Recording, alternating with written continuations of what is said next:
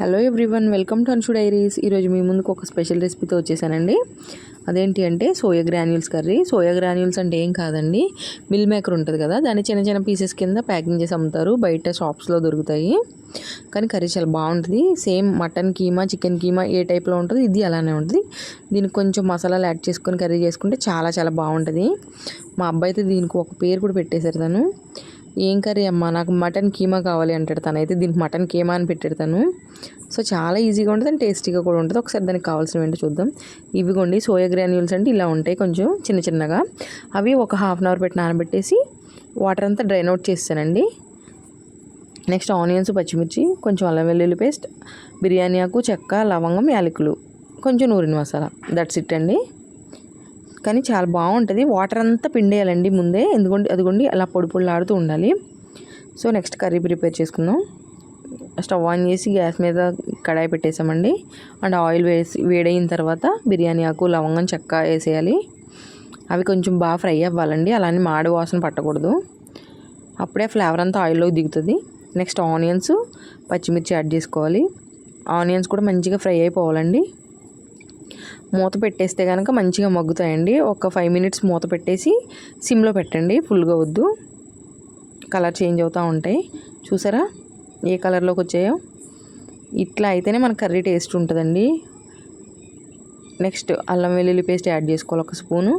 అల్లం వెల్లుల్లి పేస్ట్ పచ్చివాసన పోయేంత వరకు మంచిగా ఫ్రై చేసుకోవాలి. కొంచెం పచ్చివాసన వచ్చినా సరే కర్రీ అంతా అల్లం వాసన వస్తుందండి. చూసారా? నెక్స్ట్ ఇప్పుడు గ్రాన్యూల్స్ యాడ్ చేసేసుకున్నాను నేను. అదిగోండి ఒకసారి అదంతా మంచిగా మిక్స్ చేసేయాలి. నెక్స్ట్ కొంచెం పసుపు యాడ్ చేసుకోవాలి. అండ్ టేస్ట్కి సరిపడా సాల్ట్ కూడా యాడ్ చేసుకుందామండి. నెక్స్ట్ కారం. నేను పచ్చిమిర్చి కొంచెం గట్టిగానే వేసాను కాబట్టి కొంచెం కారం తక్కువ వేస్తున్నాను. మీరు మీ కారం బట్టి మీరు అడ్జస్ట్ చేసుకోండి. ఒకసారి అదంతా మంచిగా మిక్స్ చేసేసుకోవాలి. ఒకసారి మూత పెట్టి మగ్గనివ్వాలండి, డైరెక్ట్గా వాటర్ పోయకూడదు. అప్పుడే ఆ ఫ్లేవర్స్ అన్నీ పడతాయి. సో చూసారా, ఒక 5 మినిట్స్ తర్వాత ఇప్పుడు వాటర్ యాడ్ చేసుకోవాలండి. ఒక గ్లాస్ ఆఫ్ వాటర్ సరిపోతుంది.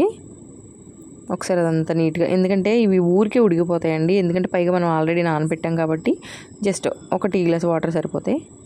ఒకసారి అదంతా మిక్స్ చేసేసుకుని ఇప్పుడు సాల్ట్, కారం అడ్జస్ట్ చేసుకోండి మీరు టేస్ట్ చూసి. మూత పెట్టేసి మొత్తం వాటర్ అంతా ఎగిరిపోయే వరకు ఉడకపెట్టేయాలి. సో చూసారా, నాకైతే 8 మినిట్స్ పట్టిందండి. ఆయిల్ అంతా పైకి వచ్చేసింది కదా. మధ్య మధ్యలో తిప్పుకుంటూ ఉండాలి, లేకపోతే అడుగు అంటుతూ ఉంటుంది. మొత్తం వాటర్ ఎక్కడా లేవు కదండి. ఇప్పుడు కొంచెం కొత్తిమీర యాడ్ చేసుకుందాం. నెక్స్ట్ దంచిన మసాలా అండి. దంచిన మసాలానే టేస్ట్ ఉంటుంది ఏ కర్రీకైనా. ఒకసారి ఇదంతా మిక్స్ చేసేసుకుని డిష్ అవుట్ చేసుకుంటే సూపర్ యమ్మీ కర్రీ రెడీ అండి. చూసారా, చాలా బాగుంటుందండి. రోటీల్లో తినొచ్చు, రైస్లో కూడా తినొచ్చు. చాలా అంటే చాలా టేస్టీగా ఉంటుంది. ఒకసారి ట్రై చేయండి, ఏదైనా ట్రై చేస్తేనే తెలుస్తుంది కదా. అండ్ నా ఛానల్ని సబ్స్క్రైబ్ చేయండి, లైక్ చేయండి, షేర్ చేయండి. మీ సపోర్ట్ ఉంటే కదా మేము ముందుకెళ్ళాలి. Thank you for watching.